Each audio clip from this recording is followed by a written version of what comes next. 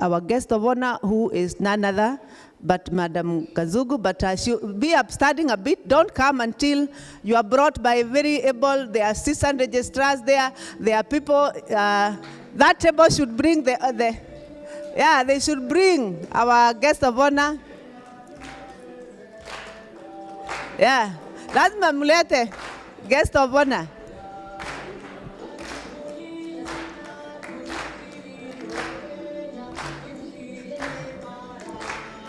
Daima.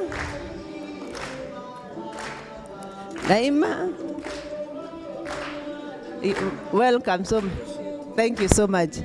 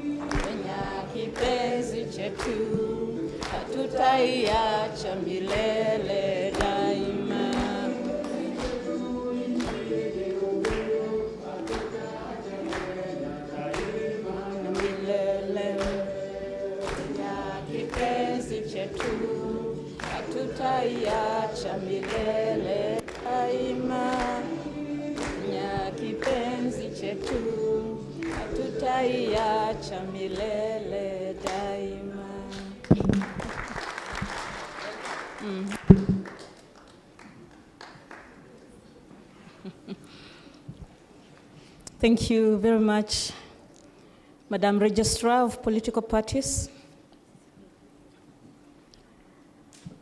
I am very happy to be with you this morning because every opportunity I get to meet with my clients, my stakeholders, is an opportunity that I do not want to lose because we gain an understanding of our mutual responsibilities and what we need to do for the benefit of our fellow citizens in Kenya.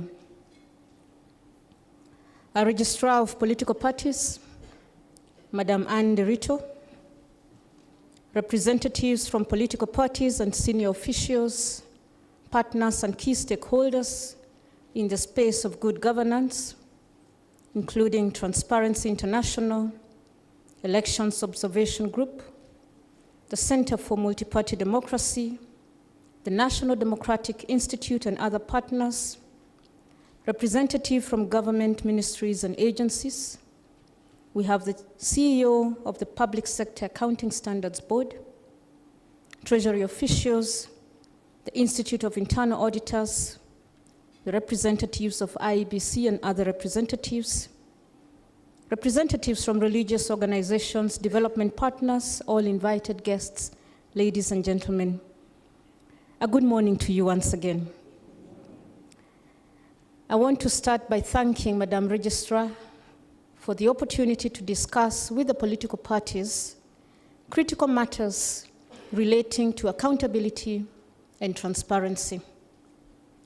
We had agreed to this meeting some time back because of the importance of political parties in our democracy, indeed, in every well-functioning democracy. And the speakers who came here before me alluded to that. Indeed, for most of you, in your names, there is a word democracy, there is a word the people, there is a word unity, which means that you understand that political parties are the key drivers for a well-functioning democracy.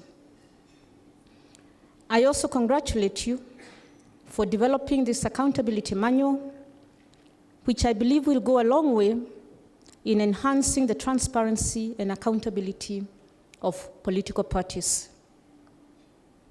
Madam Registrar, ladies and gentlemen, the Office of the Auditor General is an independent constitutional office mandated by Article 226, Sub-Article 3, and Article 2294 of the Constitution of Kenya to audit the accounts of the national and county governments, the National Assembly and the Senate, the county assemblies, all funds and authorities of national and county governments, accounts of all courts, political parties, the public debt, and all institutions, programs, or projects funded by public funds. And for avoidance of doubt, Article 2295 says any other entity that receives public resources. And the Constitution does not indicate whether it's a large entity, a medium-sized entity, or a small entity. And there starts the beginning of our conversation. Article 229, Sub-Article 6, further mandates my office to confirm whether or not public money has been applied lawfully and it really is the most critical in providing a positive impact and benefits to Kenyans with regard to our resources, and I am required to provide assurance on that. Further, I am also empowered by Article 252 of the Constitution to conduct investigations on my own initiative or on a complaint by a member of the public and perform moving from the Constitution to the Public Audit Act 2015. I have additional functions and responsibilities, which include, among others, to provide assurance expenditure. And we are going back to complete is their effectiveness. So what if political parties have been funded? How has it benefited the people of Kenya? And therefore, our responsibility as the office can be summarized as ensuring that public sector entities resources legally, responsibly, for the purpose intended, economically, efficiently, and effectively for the benefit of the people. Indeed, the moment you receive public resources, those resources cease to be for the benefit of the political party. They are supposed to be utilized for the benefit of the people whom you are lobbying to be your members or whom you are representing. We deliver our mandate by conducting various types of audits. We conduct the financial audits, we conduct compliance audits, and financial audits are the ones I give an opinion. I have had various speakers talk about clean audit opinions and modified audit opinions, and I'll tell you from the onset, that is not my major area of concern. I will tell you where my major area of concern is.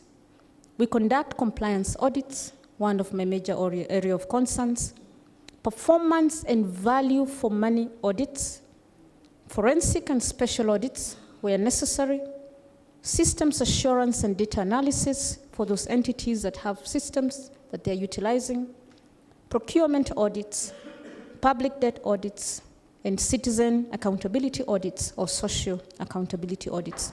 And indeed, one of our key partners in this is the Transparency International. The Registrar, ladies and gentlemen, if I may venture into the role of political parties, of which I am aware that you are more informed than probably I am, political parties are key drivers of social and economic development. Article 38, Sub-Article 1 of the Constitution bestows the right to make political choices, including to be a member of a political party, as a fundamental human right. And this right is also enshrined in Article 25 of the International Covenant on Civil and Political Rights. Political parties are the key mechanisms that make the democratic objectives of political delegation and public accountability work. They therefore fulfill a vital intermediate role between citizens and the state, which includes 2011 encourages you as political parties to nominate women, persons with disabilities, youth, ethnic and other minorities, and marginalized communities. So you are thus essential in achieving the Sustainable Development Goals, and in particular, 16.6 SDG, develop effective actions at all levels, and 16.7, ensure responsive, inclusive, participatory, and representative decision-making at all levels. Perhaps this explains why political parties should be very concerned about the work that we do as the Office of the Auditor General. That working together with monitoring and evaluation of policies and the use and management of I delve into the accountability matters for political parties. Allow me to bring to your attention a fundamental principle for political parties of sustainability. I am not a politician, so there could be other issues that push you towards creating political and establishing political parties. But once you make that decision, then you must be forward-thinking. Is that political party sustainable? Political parties are a key factor in providing political stability in our country. And you must therefore promote an ideology that is issue-based and that promotes the interests of the citizens. And to achieve this, it is important that you all have a national outlook. And this requires parties to draw members from across the country.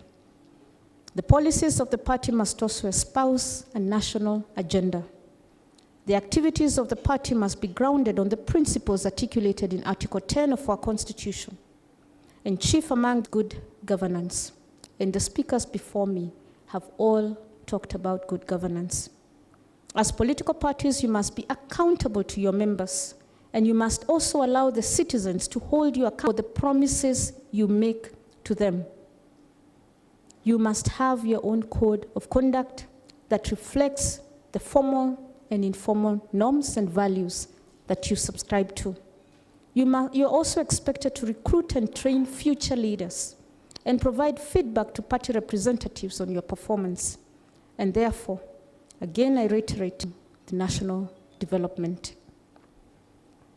If we look at the funding and auditing of political parties, because that is why Political Parties Act 2011 requires a political party to, within 3 months of the end of each financial year, to submit to the Auditor General the accounts of the political party in respect to that financial year.